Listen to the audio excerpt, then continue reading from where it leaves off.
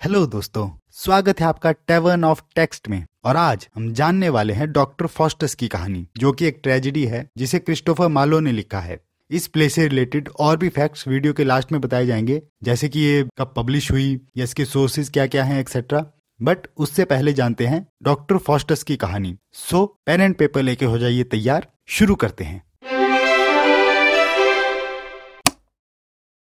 Doctor Faustus एक बहुत ही intelligent इंसान है जिनको फिलॉसफी, लॉ, रिलीजन, मेडिसिन और भी बहुत सब्जेक्ट की बहुत नॉलेज है।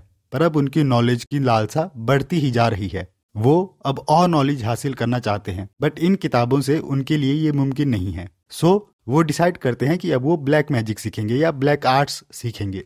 तो इसके बाद वो अपने सर्वेंट वैगनर को बुलाते हैं। उससे कहते हैं कि मेरे दो दोस्तों वॉल्दीज और कॉर्नेलियस को बुलाओ। वो दोनों उसे यानी फॉस्टस को ब्लैक मैजिक सिखाएंगे। ये सुन के वैगनर वहां से चला जाता है। फिर फॉस्टस के सामने एक गुड एंजल और एक बैड एंजल आते हैं। गुड एंजल कहता है कि तुम ये मैजिक की किताबों को साइड रख के दोबारा से होली स्क्रिप्चर्स उठा लो और सही रास्ते पर चलो, ब्लैक मैजिक मत सीखो। बट बैड एंजल कहता है कि तुम सही कर रहे हो, आगे बढ़ो और ब्लैक मैजिक सीखो, इसी से तुम्हें और नॉलेज मिलेगी। और फॉस्टस बैड एंजल की बात मान जाता है क्योंकि उसे बहुत पावर और बहुत नॉलेज चाहिए होती है। नाउ फॉस्टस के दो दोस्त वॉल्दीज एंड कॉर्नेलियस आते हैं। फॉस्टस उनको वेलकम करता है और उन्हें बताता है कि उसे ब्लैक मैजिक सीखना है। तो वो दोनों सिखाने के लिए मान जाते हैं और कहते हैं कि अगर तुम्हें सीखना है तो तुम्हें खुद को इसके लिए कमिट करना पड़ेगा। इसके बाद वॉल्दीज कुछ किताबें बताता है जो फॉस्टस को पढ़नी पड़ेंगी। वो दोनों फॉस्टस से प्रॉमिस करते हैं कि वो फॉस्टस को उनसे भी अच्छा ब्लैक मैजिक में बना देंगे। अब फॉस्टस काला जादू सीखना शुरू करता है। रात को वो एक मैजिकल सर्कल बनाता है जिसमें बहुत सारे सिंबल्स और वर्ड्स लिखे होते हैं। फिर फॉस्टस लैटिन में कुछ मंत्रों का उच्चारण करता है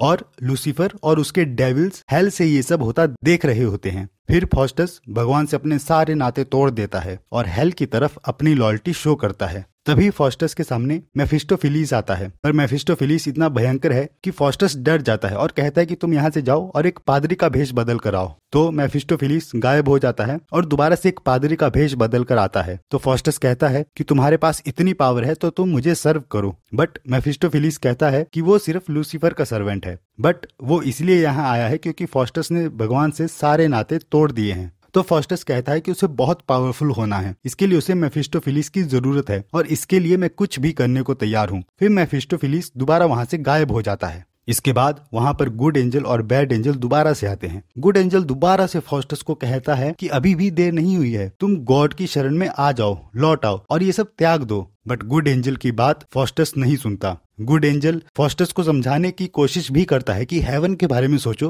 गॉड के बारे में सोचो, बट फॉस्टस बिल्कुल नहीं सुनता। क्योंकि जो बैड एंजल होता है वो फॉस्टस को कन्विंस कर देता है कि ब्लैक मैजिक की वजह से उसको बहुत सारी वेल्थ और नॉलेज मिलेगी, वो जो चाहे वो कर सकेगा। फिर वहां पे मेफिस्टोफिलीस आता है और वो कहता है कि लूसीफर ने तुम्हारा ऑफर एक्सेप्ट कर लिया है, तुम्हें ये कॉन्ट्रैक्ट साइन करना पड़ेगा अपने खून से, जिसमें लिखा है कि मेफिस्टोफिलीस फॉस्टर का सर्वेंट रहेगा 24 साल तक। बट 24 साल के बाद फॉस्टस को अपनी सोल लूसीफर को देनी होगी और फॉस्टस पावर की लालच में साइन कर देता है। जिसके बाद फॉस्टस की बाजू पे अपने आप लिख जाता है होमोफ्यूज, जो कि लैटिन में लिखा है, जिसका मतलब होता है oh man fly. But Faustus सोच ही रहा होता है कि इसका क्या मतलब होता है। तभी मेफिस्टोफिलीस कुछ डेविल्स को बुला लेता है जो फॉस्टस को एंटरटेन करने लग जाते हैं और फॉस्टस भी सब कुछ भूल भाल के मस्त एंजॉय करने लग जाता है। इसके बाद फॉस्टस मेफिस्टोफिलीस से कुछ सवाल करता है कि लूसीफर कौन है। तो मेफिस्टोफिलीस कहता है कि लूसीफर भी एक एंजल हुआ करता था, बट उसने गॉड के अगेंस्ट रेबल किया, तो गॉड ने लूसीफर को हेल में भेज दिया और उसके साथ जिसने भी लूसीफर का साथ दिया उन्हें भी हेल में भेज दिया।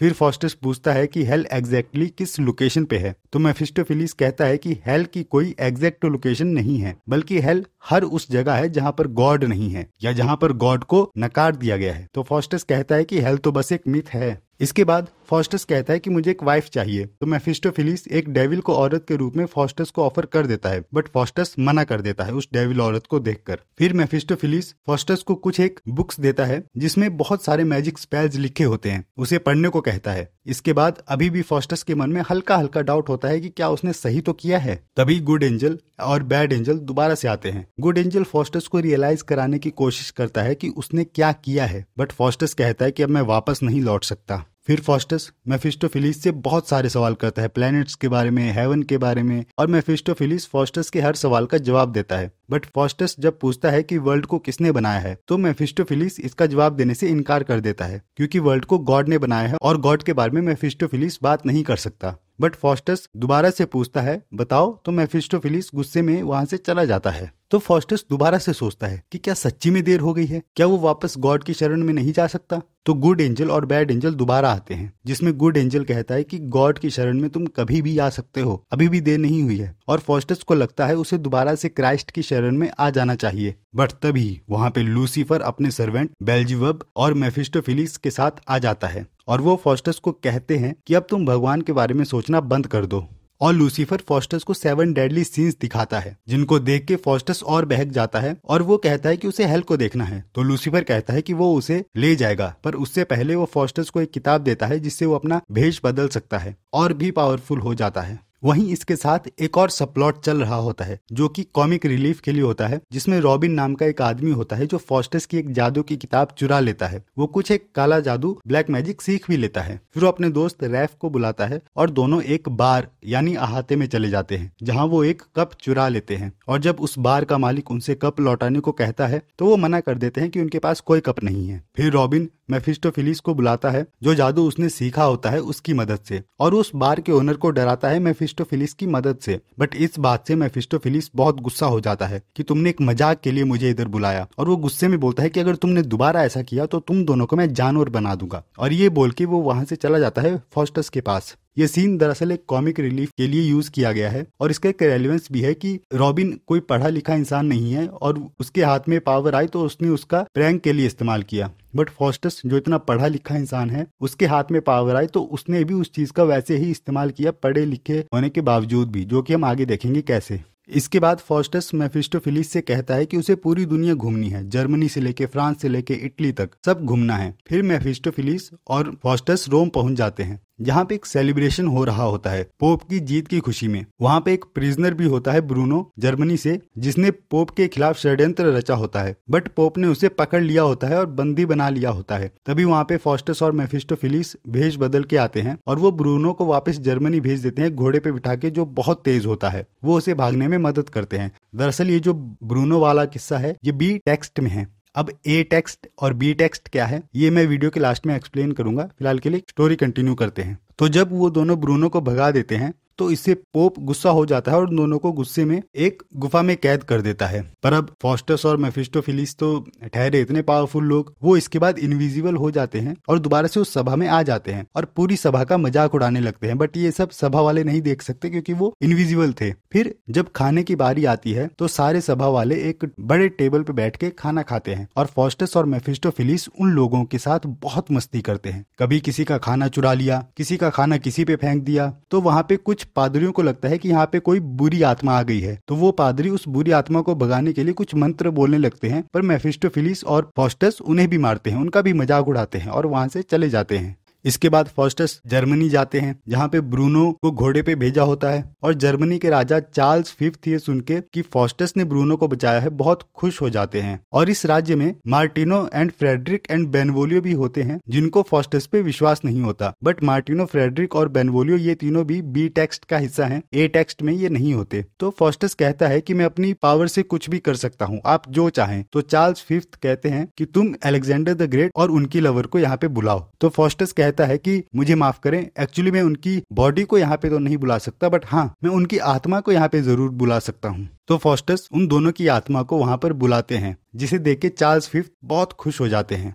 तो इसी तरीके से चीजें आगे बढ़ती हैं और इसके बाद फॉस्टस एक हॉर्स डीलर यानी हॉर्स कर्सर से मिलते हैं और फॉस्टस उस हॉर्स डीलर को एक घोड़ा बेच देते हैं। बट फॉस्टस उसे कहता है कि इस घोड़े को तुम पानी में मत चलाना, और ये चेतावनी देके चला जाता है। फिर इसके बाद हॉर्स डीलर दोबारा से आता है पूरा भीगा हुआ, बहुत गुस्से में होता है। उसने उस घोड़े को जब पानी में चलाया तो वो एक भूसे का ढेर बन गया, हीप ऑफ स्ट्रॉ। ठीक, तो वो फॉस्टस के पास दोबारा आया होता है अपने पैसे वापस लेने के लिए। बट फॉस्टस उस टाइम सो रहा होता है, तो वो हॉर्स डीलर फॉस्टस को जगाने के लिए उसकी टांग खींचता है और फॉस्टस की टांग टूटकर उसके हाथ में आ जाती है। फॉस्टस जागता है और चिल्लाता है खूनी खूनी मर्डरर। तो वो हॉर्स डीलर उस टांग को लेके वहां से भाग जाता है हड़बड़ाहट में। बट फॉस्टस की टांग उसके बाद दोबारा से ठीक हो जाती है और वो हंसता है क्योंकि उसने उस हॉर्स डीलर के ऊपर बस एक मजाक किया था। तो अब देखिए, जैसे रॉबिन था, उसके हाथ में पावर आई तो उसने भी प्रैंक्स किए, और उसी तरीके से फॉस्टस जो कि इतना नॉलेजेबल इंसान है, उसके हाथ में पावर आई तो वो भी इसी तरीके के प्रैंक्स कर रहा है। तो उस सीन का ये रेलेवेंस है। ठीक, फिर इसके बाद फॉस्टस का सर्वेंट आता है वैगनर, और वो उन्हें कहता है कि ड्यूक ऑफ वैन हॉल्ट ने उन्हें बुलाया है। तो उस सभा में भी फॉस्टस मेफिस्टोफेलिस की मदद से बहुत सारे जादू दिखाता है और ड्यूक को खुश कर देता है, और इसी तरीके से फॉस्टस अपनी पावर से मौज मस्ती करता रहता है। अब जैसे जैसे समय बीतता है, कुछ स्कॉलर्स आते हैं जो फॉस्टस को पहले से जानते हैं, और वो फॉस्टस को कहते हैं कि क्या तुम हेलेन ऑफ ग्रीस को बुला सकते हो, जो कि बहुत सुंदर लेडी थी, या यूं कहें कि आज तक की सबसे सुंदर लेडी जो धरती पर जन्मी है। तो फॉस्टस अपने जादू का इस्तेमाल करता है और हेलेन वहां पे प्रकट हो जाती है और वहां से चली भी जाती है। पर तभी वहां पे एक ओल्ड मैन आता है जो फॉस्टस से कहता है कि तुम गॉड से माफी मांग लो, तुम दोबारा से भगवान की शरण में आ जाओ। और फॉस्टस थोड़ा थोड़ा उसकी बातों को मानने लगता है। तभी मेफिस्टोफेलिस वहां पे आ जाता है और फॉस्टस को धमकी देता है कि तुम अब लूसीफर को नहीं छोड़ सकते, और कॉन्ट्रैक्ट के बारे में याद दिलाता है। तो फॉस्टस कहता है कि हाँ, मैं लूसीफर को नहीं छोड़ने वाला। फिर वो कहता है मेफिस्टोफेलिस से कि तुम उस ओल्ड मैन को पनिश करो जिसने मुझे बहकाने की कोशिश की। तो मेफिस्टोफेलिस कहता है कि वो ओल्ड मैन की आत्मा को पनिश तो नहीं कर सकता, बट हाँ, उसके शरीर को जरूर चोट पहुंचा सकता है। तभी फॉस्टस कहता है कि तुम हेलेन को एक बार दोबारा से बुलाओ। तो हेलेन वहां पे दोबारा आ जाती है और फॉस्टस एक लंबी चौड़ी स्पीच देता है जिसमें वो हेलेन की ब्यूटी को डिस्क्राइब करता है। तो ये सब चलता रहता है और फॉस्टस अपनी लाइफ को एंजॉय करता है मेफिस्टोफेलिस की मदद से। बट अब 24 साल लगभग पूरे हो गए हैं और 24 साल होने को बस एक दिन बचा है, फॉस्टस की जिंदगी का आखिरी दिन। तो फॉस्टस दोबारा से स्कॉलर्स को बुलाता है और कहता है कि उसने किस तरीके से अपनी आत्मा लूसीफर को बेच दी थी, और अब रात 12 बजे उसकी आत्मा को लूसीफर ले जाएगा। तो स्कॉलर्स डर जाते हैं और कहते हैं कि वो फॉस्टस को बचाने के लिए क्या कर सकते हैं। तो फॉस्टस कहता है कि अब कुछ भी नहीं हो सकता। तो स्कॉलर्स फॉस्टस के लिए प्रे करते हैं और चले जाते हैं। तभी फॉस्टस को हेल के विजुअल्स दिखने लगते हैं, और जैसे ही घड़ी में 11 बजते हैं तो फॉस्टस बहुत डर जाता है और बस सोचता है कि किसी तरीके से आज समय रुक जाए, बहुत धीमा हो जाए, ताकि वो माफी मांग सके गॉड से। वो सोचता है कि काश ये 1 घंटा 100,000 ईयर्स में बदल जाए और वो बच जाए। तभी घड़ी में 12 बजते हैं और लूसीफर वहां आता है और फॉस्टस की आत्मा को अपने साथ ले जाता है, जिसमें कि फॉस्टस बहुत चिल्लाता है, डरता है, बट वो अब कुछ भी नहीं कर सकता, और लूसीफर उसकी आत्मा को बहुत बेरहमी से ले जाता है। फिर इसके बाद एक एपिलॉग आता है जिसमें कि कोरस कहता है, कभी भी नॉलेज या पावर के लालच में किसी को अपनी आत्मा का सौदा नहीं करना चाहिए। और इसी के साथ ये नाटक खत्म होता है। अब कुछ इंपॉर्टेंट पॉइंट्स देख लेते हैं इस प्ले से related. The tragical history of the life and death of doctor Faustus, ये इस प्ले का पूरा नाम है, जिसको शॉर्ट में हम डॉक्टर फॉस्टस बोल देते हैं। ये एक एलिजाबेथन ट्रेजेडी है जिसे क्रिस्टोफर मार्लो ने लिखा था, ठीक, और इसको 1592 और 1593 के आसपास लिखा गया था, एग्जैक्ट डेट पता नहीं। अब इसको 2 वर्जन में जाना जाता है, 1604 क्वार्टो जिसको हम ए टेक्स्ट कहते हैं, एंड 1616 क्वार्टो जिसको हम बी टेक्स्ट कहते हैं। अब इनमें फर्क क्या है? जो 1660 वाला क्वार्टो है वो थोड़ा सा बड़ा था और उसमें थोड़ा सा टेक्स्ट को चेंज किया गया था, और 1616 वाले को मार्लो के टेक्स्ट से बहुत करीबी टेक्स्ट माना जाता है, मतलब एक्यूरेट टेक्स्ट माना जाता है, ठीक। जैसे कि यहाँ पे लिखा भी हुआ है, द 1616 वर्जन ओमिट्स 36 लाइन्स, मतलब 36 लाइन्स को हटाया गया था, बट एड्स 676 न्यू लाइन्स, ठीक, मेकिंग इट रफली 1/3 लॉन्गर देन द 1604 वर्जन। मतलब उसने 36 लाइन्स को हटाया 1616 वर्जन में और 676 न्यू लाइन्स को ऐड किया। अब जो प्ले है वो ब्लैंक वर्स में लिखा गया है और इसमें 13 सीन्स थे जो 1604 वाला वर्जन था, और 20 सीन्स हैं जो 1616 वाला वर्जन है, ठीक। नाउ सोर्स, इसका सोर्स क्या है पढ़ते हैं। It was believed that a real person named doctor Faustus existed, purportedly selling his soul to the devil for supernatural abilities. Following his demise, a book called Faustbuch chronicling his adventures surfaced in Germany in 1587, ठीक। It was translated into English under the title The History of Damnable Life and Deserved Death of Dr. John Faustus. It is speculated that Christopher Marlowe drew inspiration for his play from this book, weaving elements of Faustus legend into his dramatic works. मतलब क्या हुआ कि ऐसा माना जाता है कि actual में एक पर्सन था डॉक्टर फॉस्ट जिसने एक्चुअली में अपनी सोल को बेचा हुआ था सुपरनैचुरल पावर के लिए, डेविल को बेचा हुआ था। और इस सब का जिक्र है फॉस्टबुश नाम की इस किताब में, जो कि जर्मनी में मिली थी 1587 में। ठीक, और इसको जब इंग्लिश में ट्रांसलेट किया गया था तो इसका नाम ये था। और ऐसा माना जाता है कि इसी इंग्लिश ट्रांसलेशन से क्रिस्टोफर मार्लोवे ने इंस्पिरेशन ली थी अपने इस प्ले के लिए। ठीक, सो आज के लिए बस इतना ही। अगर ये वीडियो आपको पसंद आई हो तो लाइक करें, कमेंट करें, शेयर करें और सब्सक्राइब करना तो बिल्कुल ना भूलें। इसी के साथ अभी thank you and best of luck for your life.